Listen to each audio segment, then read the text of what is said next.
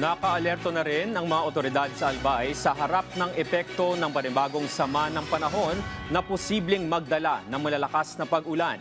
Kabilang na sa mga inihahanda ay ang relief assistance at mga kagamitan para sa clearing operations. Si Gary Carillo ng Radyo Pilipinas Albay sa sentro ng balita.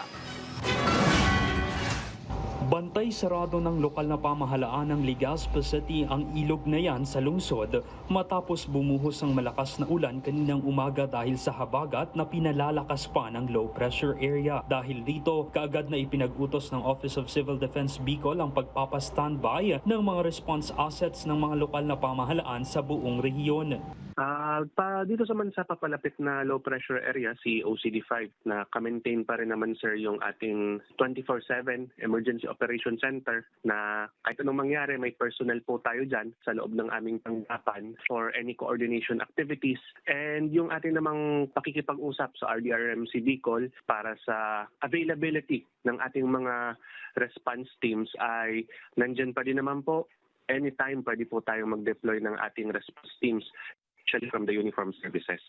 Todo bantay rin ang mga tauhan ng Coast Guard District Bicol sa mga pantalan upang matiyak ang kaligtasan ng mga pasahero at mga sasakyang pandagat sakaling sumama pa ang panahon. Nakastandby na rin ang mahigit 270 million pesos na halaga ng relief resources ng Department of Social Welfare and Development Field Office 5 para sa mga residenteng posibleng maapektuhan ng habagat at LPA. Una nang nagsagawa ng emergency dredging ang Department of Public Works and Highways sa ilang ilog sa rehiyon upang mabawasan ang panganib ng pagbaha. Nakapwesto na rin ang nasa 200 heavy equipment na ide-deploy para sa mga operasyon sa oras ng sakuna.